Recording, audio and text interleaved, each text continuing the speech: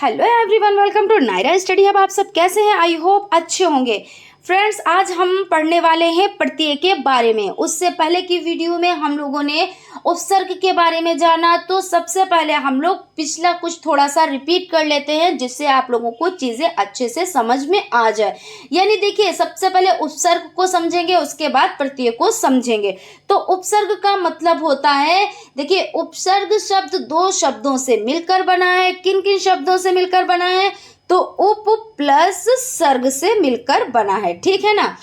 और उप का अर्थ होता है, उप का क्या अर्थ होता है? तो उप का अर्थ होता है समीप, और सर्ग का अर्थ होता है सृष्टि करना। क्या होता है सर्ग का अर्थ? तो सृष्टि करना, यानी कि रचना करना होता है। इस तरह से कह सकते हैं, ऐसे शब्द या शब्द खंड जो किसी शब्द से पहले जुड़कर नए शब्दों की रचना कर देते हैं, उन्हें उपसर्ग कहा जाता है। यानी कि देखिए, जब पहले जुड़ते हैं तो उन्हें क्या कहा जाता है? तो उन्हें उपसर्ग कहा जाता है। उपसर्ग, उपसर्ग मतलब आगे। देखिए, छोटा ऊ से उपसर्ग और छोटा आ और आ मतलब बड़ा आ, तो आगे, यानी उपसर्ग का हो जाता है आगे। और प्रत्यय मतलब पा मतलब पीछे, और प्रत्यय मतलब क्या होता है? तो पा से पीछे और पा से प्रत्यय हो जाता है। तो इस तरह से चीजें आप लोग समझिएगा। तो अब समझ लेते हैं कि प्रत्यय किसे कहते हैं। तो प्रत्यय शब्द दो शब्दों से मिलकर बना है, प्रति प्लस अय। प्रति का अर्थ है साथ में, और अय का अर्थ है चलने वाला। संक्षेप में हम कह सकते हैं कि जो शब्दांश शब्दों के अंत में विशेषता या परिवर्तन ला देते हैं वो प्रत्यय कहलाते हैं। इस प्रकार प्रत्यय की परिभाषा होती है, शब्दों के साथ में चलने वाला या लगने वाला शब्दांश प्रत्यय कहलाता है। यानी कि देखिए, आप इस तरह से भी कह सकते हैं, जैसे कि अभी बताया कि उपसर्ग मतलब आगे और प्रत्यय मतलब पीछे, ठीक है ना। पा से प्रत्यय होता है और पा से पीछे भी होता है। तो इस तरह से आप लोग इसको याद रखिएगा। और आपने देखिए फर्स्ट सेमेस्टर में भी इसको पढ़ा, सेकेंड में भी पढ़ा और थर्ड में भी पढ़ा, और अब फोर्थ सेमेस्टर में भी पढ़ रहे हैं। तो आप समझ लीजिए आप लोगों के लिए कितना इम्पोर्टेंट हो जाता है। अब हम इसको देख लेते हैं, इसमें थोड़ा सा देखिए, इसके एग्जाम्पल को समझ लेते हैं। जैसे दयालु, तो दया शब्द के अंत में आलू प्रत्यय जुड़ने से क्या हो जाता है? तो अर्थ में विशेषता आ जाती है। अतः यहाँ आलू शब्दांश प्रत्यय है, और प्रत्यय का अपना कुछ भी अर्थ नहीं होता है, और ना ही इसका प्रयोग स्वतंत्र रूप से किया जाता है। तो इस तरह से यहाँ पे आपका प्रत्यय भी कंप्लीट हो जाता है। अब हम लोग प्रत्यय के प्रकारों को देख लेंगे। और फ्रेंड्स देखिए, आपका जो ये लेसन फर्स्ट है ये कंप्लीट हो जाएगा। प्रत्यय पढ़ने के बाद ये लेसन आपका कंप्लीट हो जाएगा। उसके बाद हम लोग यहीं से लेसन सेकेंड कंप्लीट करेंगे। यानी कि कुछ चीज़ें अभी इसी वीडियो में हम लोग पढ़ेंगे, उसके बाद नेक्स्ट वीडियो में हम लोग कंप्लीट करेंगे, ठीक है ना। तो चलते हैं, सबसे पहले हम लोग प्रत्यय के प्रकार देख लेते हैं। तो प्रत्यय के दो भेद होते हैं, कृत प्रत्यय। तो कृत प्रत्यय देखिए, कृत प्रत्यय क्रियात्मक धातु रूपों में जुड़कर संज्ञा विशेषण एवं क्रिया विशेषण के बीच क्या कराते हैं? बोध कराते हैं। उन्हें कृत प्रत्यय तथा उनसे निर्मित शब्दों को कृदंत प्रत्यय कहते हैं। जैसे सजावट हो जाता है। उसके बाद तदित प्रत्यय, वे प्रत्यय जो संज्ञा सर्वनाम आदि शब्दों के अंत में जोड़े जाते हैं उन्हें तदित प्रत्यय या तद्दांत शब्द कहते हैं। इस तरह से आपके ये प्रत्यय हो जाते हैं, यानी प्रत्यय के प्रकार हो जाते हैं, ठीक है ना। उसके बाद हम लोग देखिए इसी लेसन में, अभी फर्स्ट लेसन ही चल रहा है आप लोगों का, तो हम लोग संधि को देख लेते हैं। इसमें देखिए संधि किसे कहते हैं? तो दो वर्णों के मेल से उत्पन्न विकार को संधि कहते हैं। दूसरे शब्दों में दो समीपवर्ती वर्णों के मेल से जो विकार या परिवर्तन होता है उसे संधि कहते हैं। संधि शब्द का शाब्दिक अर्थ है मेल या समझौता, ठीक है ना। और जब दो वर्णों का मिलन अत्यंत निकटता के कारण होता है वही परिवर्तन संधि के नाम से जाना जाता है। संधि में पहले शब्द का अंतिम वर्ण और दूसरे शब्द के आदि वर्ण का मेल होता है। यानी यहाँ पे आप देख सकते हैं, जैसे विद्या प्लस आले, देखिए इसका अंतिम शब्द, यहाँ पे क्या कहना है? संधि में पहले शब्द का अंतिम वर्ण, तो अंतिम वर्ण क्या है, आ है ना। और उसके बाद क्या है, दूसरे शब्द के आदि, देखिए आदि से अंत कहते नहीं, आदि से अंत मतलब आदि माने स्टार्ट होता है, मतलब आदि में स्टार्ट होता है और अंत तो अंत होता है। तो जो देखिए पहले शब्द का अंत वाला तो आ की मात्रा, और लास्ट वाले का शुरुआत वाला तो देखिए आ की मात्रा और आ ये खुद है, तो क्या है, तो दोनों का मेल होता है। तो विद्या प्लस आले तो क्या हो गया, विद्यालय। फिर वधु उत्सव, तो यहाँ पे देखिए वधु उ की मात्रा और यहाँ पे उ, तो यानी कि लास्ट वाले में और फर्स्ट वाले में मेल, तो वधुत्सव हो जाता है। इस तरह से आप लोग चीज़ों को समझिए, ठीक है ना। तो आई होप आप लोगों को चीज़ें अच्छे से समझ में आ रही होंगी। उसके बाद देख लेते हैं संधि विच्छेद, तो संधि के नियमों द्वारा मिले वर्णों को मूल अवस्था में ले आने को संधि विच्छेद कहते हैं। जैसे परीक्षा प्लस अर्थी, तो क्या हो जाता है, परीक्षार्थी, ठीक है। अब देखिए यहाँ पे आपकी ये चीज़ें कंप्लीट हो जाती है, यानी कि आपका फर्स्ट चैप्टर कंप्लीट हो जाता है। हम यहीं से अब सेकेंड चैप्टर स्टार्ट कर देंगे, ठीक है ना। तो ये आपका हो जाता है अध्याय सेकेंड, अन्य पाठ्य वस्तुएं एवं अनुच्छेद लेखन। इसमें सबसे पहले देख लेते हैं अन्य पाठ्य वस्तुएं। तो संस्कृत पठन कौशल विकास के लिए निर्धारित पाठ्य पुस्तकों के अतिरिक्त अन्य पाठ्य पुस्तकों या पाठ्य वस्तुओं की सहायता ली जा सकती है। पाठ्य विषय को रोचक बनाने के लिए आकर्षक कथा, सरल संवाद, नाटकीय दृश्य, लघु वर्णन, सुंदर सुबोध एवं शिक्षाप्रद श्लोक और मैं ललित पद, प्रकृति वर्णन, विशिष्ट बालक बालिकाओं एवं महापुरुषों के जीवन चरित्र को आधार बनाया जा सकता है। अन्य पाठ विषय का चयन करते समय इस बात का ध्यान रखना चाहिए कि पाठों में विविधता एवं रोचकता बनी रहे। इस प्रकार अन्य पाठ वस्तुएं निम्न हो सकती हैं। देखिए सबसे पहले हम इन सब चीज़ों को समझ लेते हैं। क्या कहा जा रहा है कि पाठ विषय को रोचक बनाने के लिए आकर्षक कथा, सरल संवाद, नाटकीय दृश्य, लघु वर्णन, सुंदर सुबोध एवं शिक्षाप्रद श्लोक, है ना। तो इन सब चीज़ों से क्या मतलब है, मतलब ये होता है जैसे जब बच्चों को पढ़ाया जाता है तो अगर आप उसको रोचक बना देंगे, है ना, तो उसमें जब रोचकता आ जाती है तो बच्चों का मन पढ़ने में लगता है। बच्चों का क्या होता है, आप कहानी के माध्यम से पढ़ाते हैं तो बच्चे बहुत ही ज़्यादा इंटरेस्ट लेकर पढ़ते हैं। कोई भी चीज़ है आपने उसका अभिनय करा दिया तो बच्चे क्या है, अभिनय को सीख जाते हैं। वो देखते हैं कि इस तरह से क्या हुआ था, जैसे मान लीजिए कछुए और खरगोश की कहानी हो जाती है तो उसमें आप क्या किसी को अभिनय करा दीजिए, जैसे किसी को कछुआ बना दीजिए, किसी को खरगोश बना दीजिए, है ना। तो कोई बच्चा कछुए की चाल चल रहा है तो कोई खरगोश की चाल चल रहा है। तो इस तरह से क्या इसमें ये होता है कि आपने रेस करवा दी कि देखो ये कछुआ है तो ये धीमी गति से चल रहा है, ये खरगोश है ये तेज गति से चल रहा है। और खरगोश को क्या होता है कि घमंड होता है कि मैं तेज चल लेता हूँ, और क्या करता है फिर एक पेड़ आ जाता है, आप उसको एक पेड़ का रूप दे दें, ठीक है ना। तो उसमें क्या होता है, किसी बच्चे को पेड़ बना दें या तो वो आके वहां पे सो जाता है। वो सोचता है कि जब तक कछुआ आएगा तब तक मैं क्या करूंगा, नींद भी ले लूंगा, आराम भी कर लूंगा और मैं रेस भी जीत जाऊंगा। लेकिन होता क्या है, कछुआ जो होता है वो धीमी धीमी चाल से आता है और खरगोश गहरी नींद में सो जाता है और कछुआ धीमे धीमे से जाके और रेस को जीत जाता है। तो इससे बच्चों से ये भी पूछा जा सकता है कि आपने इससे क्या सीखा। तो कुछ बच्चे कैसे भी जवाब देंगे, क्योंकि देखिए बच्चे हैं तो हर तरह से जवाब दे सकते हैं कि खरगोश उठ जाता वो जीत जाता, या ऐसे भी कह सकते हैं कि कछुआ देखिए धीमी चाल से चल रहा है तो वो हार जाता, या ऐसे भी कह सकते हैं बच्चे कि धीमी चाल से चल रहा था लेकिन वो हार नहीं उसने मानी, लास्ट में क्या हुआ, कछुआ ही जीत गया, है ना। तो आप उससे ये भी आप समझा सकते हैं बच्चों को कि इससे हमें ये शिक्षा मिलती है कि हमें किसी को कम नहीं समझना चाहिए। क्योंकि कभी कभी क्या होता है, जो स्लो मोशन में धीमी गति से चल रहे होते हैं वो भी जीत जाते हैं और तेज गति वाले हार जाते हैं, है ना।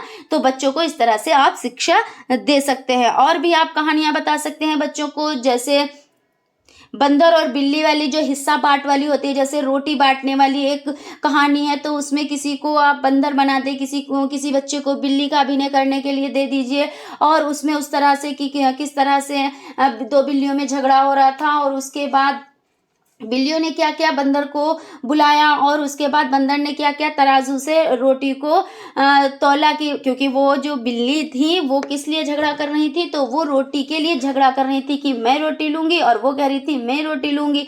अब जब बंदर आता है तो वो क्या करता है, एक तरफ एक रोटी का टुकड़ा रखता है, दूसरी तरफ दूसरी रोटी का टुकड़ा रखता है, और जितना क्या होता है एक पलड़े में रखता है, तो जब इधर की ज्यादा हो जाती है रोटी तब वो तोड़ के खुद ही खा लेता है, फिर जब दूसरे पलड़े में कम हो जाती है तब उधर की तोड़ के खा लेता है। इस तरह से वो क्या करता है, पूरी रोटी खा जाता है, और दोनों बिल्लियां देखते हुए रह जाती है। यानी कि आप बच्चों को शिक्षा दे सकते हैं कि इससे क्या हमें फायदा हो, मतलब इस कहानी से हमें क्या शिक्षा मिली है, क्या हमें फायदा मिला है, हमने ये कहानी का अभिनय कराया आप लोगों को।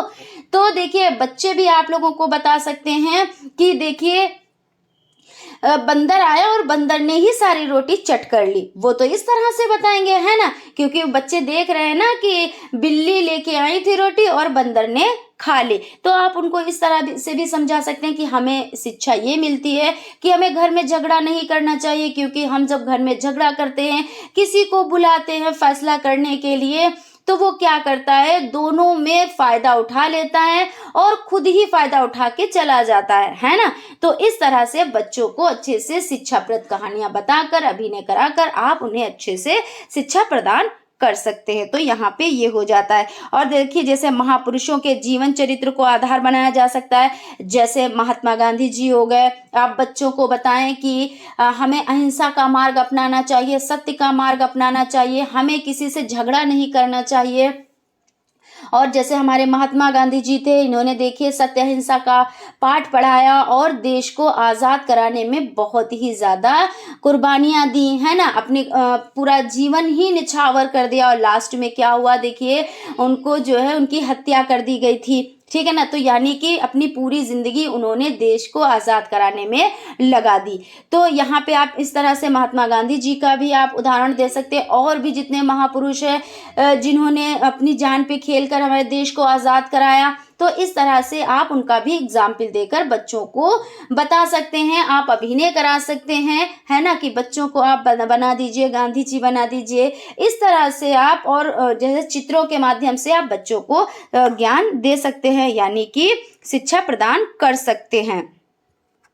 तो और इसमें देखिए जैसे आपका हो जाता है, यहाँ पे आप समझे जीवन चरित्र को आधार बनाया जा सकता है। अन्य पाठ विषय का चयन करते समय इस बात का ध्यान रखना चाहिए कि पाठों में विविधता एवं रोचकता बनी रहे। इस प्रकार अन्य पाठ्य वस्तुएं निम्न हो सकती हैं, और ये चीज का भी ध्यान आपको खास तरीके से रखना होगा जब आप बच्चों को पढ़ाएंगे, क्योंकि देखिए बच्चे छोटे बच्चे हैं, है ना, तो उनको क्या है, उनको जब आप अभिनय करके पढ़ाएंगे, चित्रों के माध्यम से पढ़ाएंगे, और ये भी ध्यान रखेंगे आप कि उनको जो है ज्ञान प्राप्त हो रहा है, कि आप जो उनको आप अभिनय करा रहे हैं तो सारी चीजें शिक्षाप्रद होनी चाहिए, शिक्षा से जुड़ी होनी चाहिए। बच्चों को खेल खेल में तो शिक्षा देनी है, लेकिन आप ये भी ध्यान रखें कि जो आप अभिनय करा रहे हैं वो बच्चों के लिए हितकर ही है ना। तो इस तरह हो जाता है। अब इसमें देखिए क्या हो जाता है, बालोपयोगी पत्रिकाएं, चित्रों का उपयोग, रेडियो दूरदर्शन का प्रयोग, समाचार पत्र पत्रिकाएं, शैक्षणिक भ्रमण, अन्य साहित्य, यानी इसमें देखिए क्या क्या चीजें हो जाती हैं, तो बाल उपयोगी पत्रिकाएं हो जाती हैं। चित्रों का उपयोग, जैसे चित्रों के उपयोग से आप कैसे बच्चों को समझा सकते हैं, जैसे कि आपने जैसे कौवे की एक कौवा प्यासा कौवा, तो इसके चित्र आपने लगा दिए, 2 से 3 आपने चित्र लगा दिए। तो एक में कौवे को आपने प्यासा, वो प्यासा था, वो घड़े पे आके बैठा और उसने देखा कि मुझे प्यास तो लगी लेकिन पानी नीचे है, बहुत ज़्यादा नीचे है, जो कि वो नहीं प्राप्त कर पा रहा था। दूसरा आप चित्र लगा दें कि इसमें उसने देखा कि अब क्या करना चाहिए और वो सोचने लगा। फिर तीसरा आप चित्र लगा दें कि इसमें वो लाया, कंकड़ लाया और उसमें डालना स्टार्ट किया, और जब कंकड़ डाला तो पानी ऊपर आ गया, और जब पानी ऊपर आ गया तब कौवे की प्यास मिट गई। तो इस तरह से आप चित्रों के माध्यम से आप समझा सकते हैं। ऐसे ही खरगोश और कछुए की भी कहानी आप चित्रों के माध्यम से समझा सकते हैं। और भी जैसे अंगूर खट्टे हैं तो एक लोमड़ी आप बना दीजिए, अंगूर बना दीजिए। वो जंगल में जा रही, उसने पहले देखा कि अरे अंगूर तो बड़े अच्छे हैं, बहुत मीठे, हम इनको खाएंगे। उसके बाद जब लोमड़ी उछल उछल के उसको प्राप्त करनी चाहिए, लेकिन वो प्राप्त नहीं कर पाई अंगूरों को। तो क्या हुआ, जब कोई चीज नहीं कोई प्राप्त कर पाता तो क्या करता है, उसमें बुराई निकालता है, उसमें कमियां निकालता है। तो उसने क्या कहा कि अंगूर खट्टे हैं, यानी कि देखिए उसने अंगूर को प्राप्त नहीं की, मतलब वो करना तो चाहती थी, उसने बहुत कोशिश की, बहुत उछल कूद मचाई, है ना, लेकिन जब उसने वो प्राप्त नहीं कर पाई अंगूरों को, तब उसमें क्या कमी निकाल दी कि अंगूर खट्टे हैं। तो इस तरह से आप चित्रों के माध्यम से बच्चों को समझा भी सकते हैं, प्लस आप शिक्षा भी दे सकते हैं कि आप में कोई कमी नहीं होती है। कमी क्या होती है, जब इंसान आपको प्राप्त नहीं कर पाता या आपकी चीज को प्राप्त नहीं कर पाता है तो आप में कमियां निकालना स्टार्ट कर देता है। इसलिए अगर कोई आप में कमी निकाल रहा है तो आप बिल्कुल भी टेंशन ना लें, और आप जो काम कर रहे हैं, काम करने का मतलब ये आप पढ़ाई कर रहे हैं तो आप पढ़ाई करते रहें। अगर कोई आप में बुराई निकालता है तो आप निकालने दीजिए। तो इस तरह से आप बच्चों को समझा सकते हैं, ठीक है ना। उसके बाद आपका रेडियो व दूरदर्शन का प्रयोग हो जाता है। जैसे आप बच्चों को रेडियो के माध्यम से, इसको आप क्या कहा जाता है, श्रव्य सामग्री कही जाती है। रेडियो का मतलब क्या होता है, श्रव्य सामग्री। जैसे कि जो चीज से आप सुनकर शिक्षा प्राप्त कर रहे हैं ना, तो वो आपकी हो जाती है श्रव्य सामग्री। और जिससे आप देखकर शिक्षा प्राप्त कर रहे हैं वो हो जाती है दृश्य सामग्री। और आप जिससे सुनकर और देखकर दोनों से आप शिक्षा प्राप्त कर रहे हैं तो वो क्या हो जाती है, वो हो जाती है श्रव्य और दृश्य सामग्री, है ना, श्रव्य दृश्य सामग्री ये हो जाती है। तो इस तरह से 3 तरह की सामग्री होती है जो कि आप विद्यालय में इसका यूज करके बच्चों को बहुत अच्छे से ज्ञान दे सकते हैं। क्योंकि बच्चे ना जब रेडियो से सुनते हैं तो ज्ञान प्राप्त करते हैं, उनको बड़ा ही इंटरेस्ट आता है। जब आप उनको टीवी के माध्यम से इस तरह से शिक्षा देंगे तो बच्चे क्या करेंगे, वो तो समझेंगे कि हम एंजॉय कर रहे हैं, है ना, लेकिन आप उनको शिक्षा दे रहे होंगे। तो इस तरह से हो जाता है शैक्षणिक भ्रमण, जैसे कि आप उनको भ्रमण कराएं, और अन्य साहित्य हो जाते हैं। उसके बाद विराम चिन्हों का अर्थ देख लेते हैं। देखिए ये आप लोगों के लिए मोस्ट इंपॉर्टेंट हो जाता है। First semester, second semester, third semester में सभी में इस तरह के क्वेश्चंस आए थे। विराम चिन्हों के बारे में लिखना, क्या होता है, कैसे, सब मतलब आया था। तो आप लोगों को इसको अच्छे से देखना है। तो हम लोग समझ लेते हैं विराम का मतलब क्या होता है, रुकना, ठहरना, सांस लेना, यही तो होता है। तो समझ लेते हैं विराम का अर्थ है रुकना या ठहरना। वाक्य को लिखते अथवा बोलते समय बीच में कहीं थोड़ा बहुत रुकना पड़ता है, जिससे भाषा स्पष्ट, अर्थवान एवं भावपूर्ण हो जाती है। लिखित भाषा में इस ठहराव को दिखाने के लिए कुछ विशेष प्रकार के चिन्हों का प्रयोग करते हैं। इन्हें ही विराम चिन्ह कहा जाता है। दूसरे शब्दों में विचारों को मौखिक या लिखित रूप में अभिव्यक्त करते समय हम बीच बीच में सांस लेने, रुकने, किसी कथन पर बल देने, आरोह अवरोह लेकर या क्षणिक रुककर अपने भावों को अभिव्यक्त करते हैं। रुकने को ही विराम या विश्राम कहते हैं। रुकने की प्रक्रिया को व्यक्त करने के लिए लिखने में कुछ संकेत चिन्ह निश्चित दिए हैं, उन्हें विराम चिन्ह कहते हैं। यानी कहने का मतलब यह है कि जब हम कोई चीज़ पढ़ते हैं, बोलते हैं, तो क्या करते हैं, हम कुछ चिन्हों का प्रयोग करते हैं, जिससे ये स्पष्ट हो जाता है कि आप क्या चीज़ बोल रहे हैं। वहाँ पे आप जब बोलेंगे तो कहते हैं नहीं, अगर आप चिन्हों का प्रयोग कायदे से नहीं करेंगे तो अर्थ का अनर्थ हो जाता है, ठीक है ना। और ये भी होता है जैसे आप बोलते जाएं, कहीं पे सांस ही ना ले, कहीं पे रुके ही ना, तो जो सामने वाला है वो आपकी बात को नहीं अच्छे से समझ पाएगा और आप उसको अच्छे से समझा ही नहीं पाएंगे। लेकिन जब आप इस तरह से समझाएंगे कि जहाँ पे आपको थोड़ा सा ठहरना है, थोड़ी सी सांस लेनी है, वहाँ पे आप थोड़ा ठहरिए, थोड़ी सांस लीजिए, यानी कि आप चिन्हों का यूज़ कीजिए। कहीं जहाँ पे पूर्ण विराम का यूज़ करना है वहाँ पे देखिए इस तरह से पूर्ण विराम का हो जाता है। अल्प विराम अगर आपको यूज़ करना है, थोड़ा ज़्यादा रुकना, यानी कि ज़्यादा रुकना है, फिर थोड़ा कम रुकना है, फिर उससे थोड़ा कम रुकना है तो इस तरह से आपके ये चिन्ह हो जाते हैं। कहीं पे आपको कोई क्वेश्चन करना है तो इस तरह से हो जाता है, कहीं पे कोई चीज़ छूट जाती है उसको तो इस चिन्ह से प्रदर्शित करते हैं। तो इस तरह से हम लोग समझ लेते हैं कि किन चिन्हों का प्रयोग कहाँ पे किया जाता है। इनको भी देखेंगे। सबसे पहले देखिए, देख लेते हैं विराम चिन्ह के प्रकार। तो आधुनिक हिंदी में निम्नलिखित विराम चिन्हों का प्रयोग होने लगा है। तो देखिए वही चीज, देखिए विराम चिन्ह। तो विराम चिन्ह जो ये आपका विराम चिन्ह में देखिए पूर्ण विराम आपका हो जाता है। पूर्ण विराम जैसे हमने कहा सीता एक अच्छी लड़की है। क्या है? तो सीता एक अच्छी लड़की है। तो हमने देखिए सेंटेंस को कंप्लीट कर लिया। तो क्या करेंगे? हम पूर्ण विराम लगाएंगे। उसके बाद जैसे हम 2-3 नाम साथ में लेंगे तो हम किसका यूज करेंगे? जैसे हम लिखेंगे राम, तो फिर उसके बाद देखिए हम क्या करेंगे? अल्प विराम का यूज करेंगे। फिर लिखेंगे श्याम, फिर हम क्या करेंगे? अल्प विराम का यूज करेंगे। और राम श्याम मोहन, अब देखिए यहाँ पे यूज किया। अब जब और लिखेंगे तब नहीं यूज करेंगे। राम श्याम मोहन और किशोर, ये सब दोस्त हैं, है ना। तो इस तरह से आप यहाँ पे इसका यूज करेंगे। उसके बाद आप देख लें अर्धविराम। तो अर्धविराम देखिए इस तरह से होता है। तो यहाँ पे थोड़े से ठहरने के लिए अर्धविराम का यूज किया जाता है। उसके बाद देखिए प्रश्न सूचक विराम चिन्ह का प्रयोग आपके लिए मोस्ट इंपॉर्टेंट हो जाता है। इस तरह से भी क्वेश्चन बनते हैं कि 2 विराम चिन्हों के बारे में बताएं, डिटेल में लिखें, इस तरह से हो जाता है। तो प्रश्न सूचक विराम चिन्ह तो इस तरह से होता है। अब जैसे कोई सवाल कर रहा है, क्या राधा ने खाना खाया? देखिए क्या है? क्या राधा ने खाना खाया? तो क्या हुआ? क्या राधा ने खाना खाया? तो यहाँ पे क्वेश्चन किया जा रहा है तो इसका मतलब इस चिन्ह का यूज होगा। जहाँ पे इस तरह का, जैसे क्या राधा ने खाना खाया, क्या मोहन स्कूल गया, इस तरह से जो भी क्वेश्चन हो जाते हैं।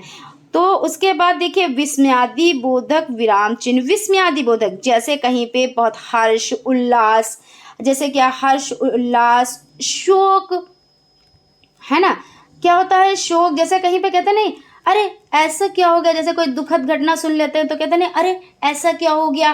तो जब अरे होता है ना, तो अरे ऐसा क्या हो गया, तो इसका अरे ये चीज कब हो गई, या बहुत ज्यादा खुश हुए, हुर्रे, या वाह अरे कितनी अच्छी बात है। तो हाँ क्या करेंगे? तो इस चिन्ह का यूज करेंगे। उसके बाद देखिए अपूर्ण विराम या उपविराम चिन्ह। तो ये आपका हो जाता है इस तरह का, देखिए चिन्ह हो जाता है। यहाँ पे आप देख सकते हैं। उसके बाद निदेशक चिन्ह, इस चिन्ह का तो बहुत ज़्यादा यूज होता है। और उसके बाद योजक चिन्ह। योजक चिन्ह जैसे क्या होता है? जैसे माता पिता, जैसे माता और पिता, इस तरह से चिन्ह लगाते हैं ना। भाई बहन, तो भाई और बहन, तो इस तरह से योजक चिन्ह का यूज करते हैं। उसके बाद विवरण चिन्ह का, जैसे कि आप कोई चीज लिखने जा रहे हैं, उसका विवरण देने जा रहे हैं, तो आप इस तरह का चिन्ह लगाएंगे। जैसे आपने यहाँ पे हेडिंग डाली और उसके बाद यहाँ पे आपने लिखना स्टार्ट किया तो आपने ये चिन्ह लगा दिया, ठीक है ना। ये वाला देखिए आप समझ लें, यहाँ पे ये चिन्ह, यहाँ पे विवरण चिन्ह हो जाता है। उसके बाद अवतरण उद्धरण चिन्ह हो जाता है। फिर उसके बाद लाघव चिन्ह हो जाता है। लाघव चिन्ह ये आपका हो जाता है। लाघव चिन्ह में क्या होता है? देखिए समझिए, जैसे आपने डॉक्टर, आपको डॉक्टर लिखना है तो आपको ऐसे, आप ऐसे लिखोगे ना, लेकिन जब आप ऐसे करके लिखोगे तो यहाँ पे ये चिन्ह यहाँ पे यूज करते हैं। इसको क्या बोलते हैं? इसको लाघव चिन्ह बोलते हैं। इसी तरह से आप कोई भी शॉर्ट फॉर्म में कोई चीज लिखते हैं तो आप कैसे लिखते हैं? आप इसी तरह से तो लिखते हैं ना। जैसे मान लीजिए BA आपने लिखा तो BA ऐसे ही तो लिखते हैं, तो ये चिन्ह का यूज करते हैं ना, तो इस तरह से। फिर उसके बाद आपका लोप अथवा हंस पद, जैसे आपने कोई चीज लिखी, कोई आपने पूरा एक वाक्य लिखा, जैसे आपने लिखा नेहा अच्छी लड़की है। अब देखिए अब हम क्या हमने लिखना था नेहा अच्छी लड़की है और हम यहाँ पे लड़की लिखना भूल गए, तो हम इसका चिन्ह का प्रयोग करेंगे और यहाँ पे लड़की लिख देंगे। यानी कि क्या हो गया, लोप अथवा हंसपद ये हो जाता है। यहाँ पे आप इस चिन्ह का यूज करेंगे और यहाँ पे लिख देंगे तो वही चीज हो जाती है। उसके बाद कोष्टक देखिए लगते हैं, देखिए इस तरह से। उसके बाद योग चिन्ह जो आपका प्लस वाला हो जाता है, फिर समता चिन्ह जो आपका बराबर का हो जाता है।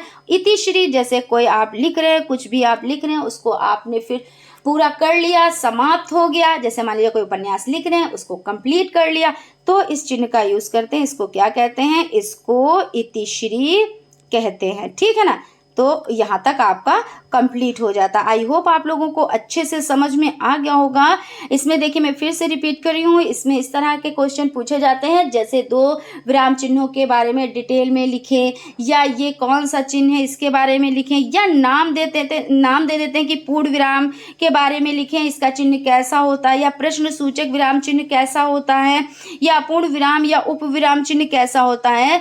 तो इस तरह से क्वेश्चन बनते हैं एग्जाम में। तो आप लोग अच्छे से ध्यान से देखिएगा, क्योंकि इनमें क्या होता है, बारीकियां समझनी होती हैं और बारीकी से वर्क करना होता है। तो आई होप आप लोगों को क्लास अच्छी लगी होगी। अगर क्लास अच्छी लगी है तो प्लीज एक लाइक जरूर करें, और अगर अभी तक चैनल को सब्सक्राइब नहीं किया है तो चैनल को सब्सक्राइब भी जरूर कर लें और बेल आइकन को भी जरूर प्रेस कर दें, जिससे कोई भी नोटिफिकेशन हो वो आप तक पहुंच जाए। Thank you.